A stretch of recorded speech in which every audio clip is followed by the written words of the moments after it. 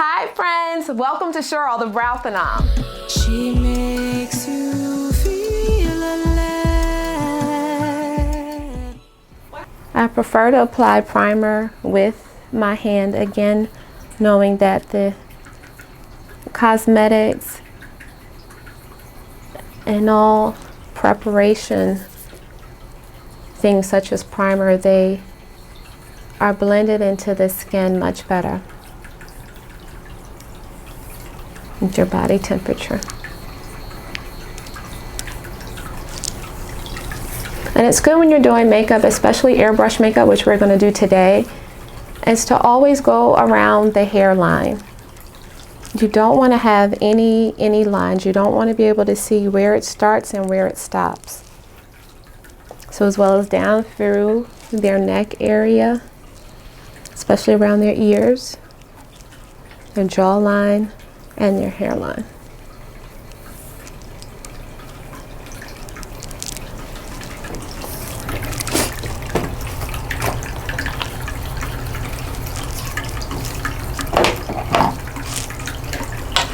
So I'm going to be using the Tim2 Air, and we are using SB in shade number 7.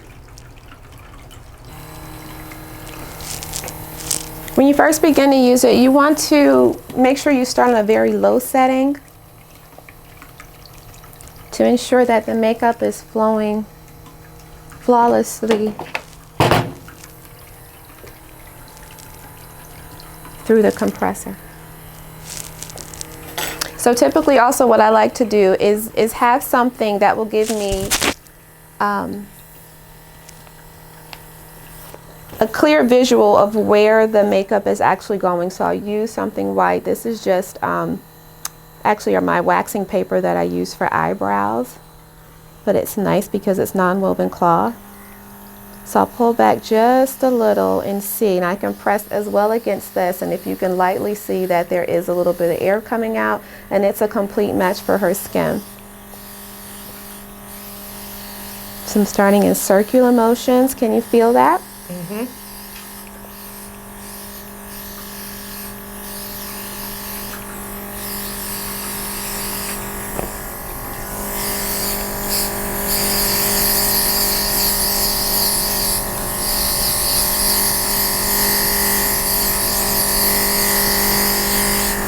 So again, you want to, if I'm on a low setting, I'll go a little bit closer to her face. I'm going to increase it slightly.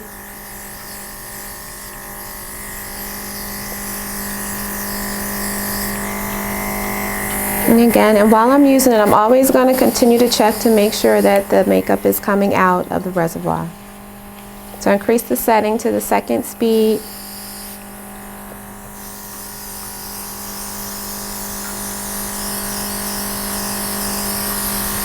How does that feel? It actually feels pretty good. Your client shouldn't feel anything except for air. This is a long wearing foundation. And it's very nice.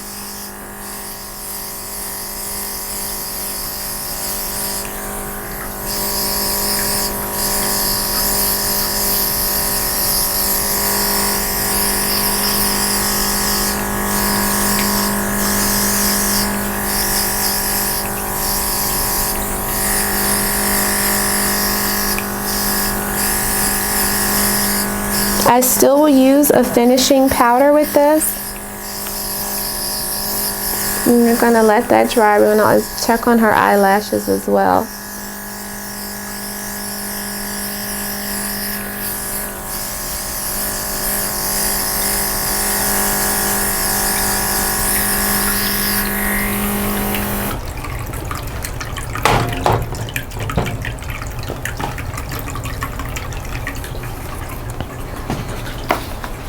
So it needs to dry for a little bit. Are you going to cut or are you just going to keep going? Oh.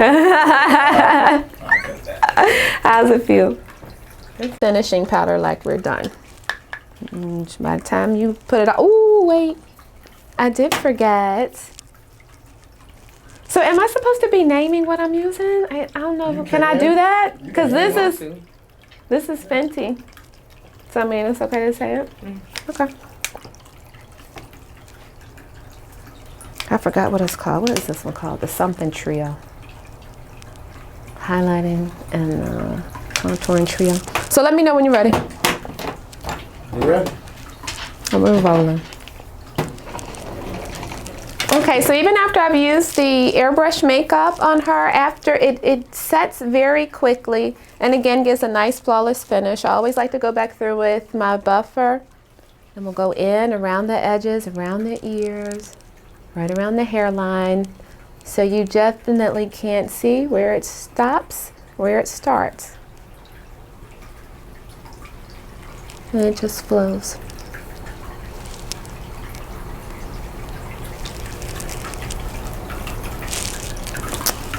And so one of my other favorite things is the Fenty trio. We're going to use the salmon, just a nice shimmer, just to highlight. We're going to dot that on.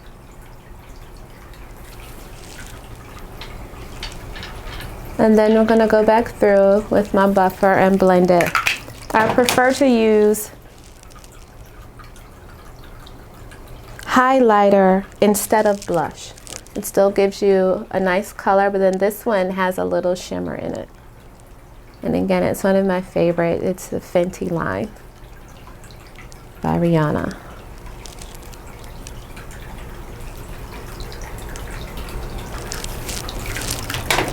And last but not least, even though I'm using airbrush makeup and I don't have to, I like to use a finishing and a setting powder. We use a nice big fluffy brush.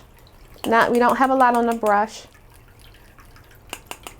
but I make sure that I saturate the brush and then shake off the excess. Then in nice soft circular motions. And you apply it.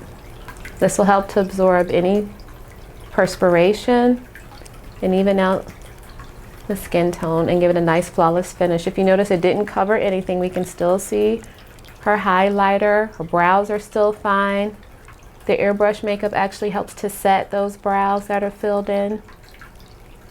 And carry it through her neck and her décolleté area.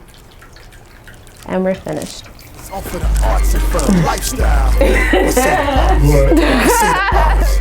Now play your part. Let's say the arts. Say the arts TV. You know what it means. Say the arts TV. Let's go.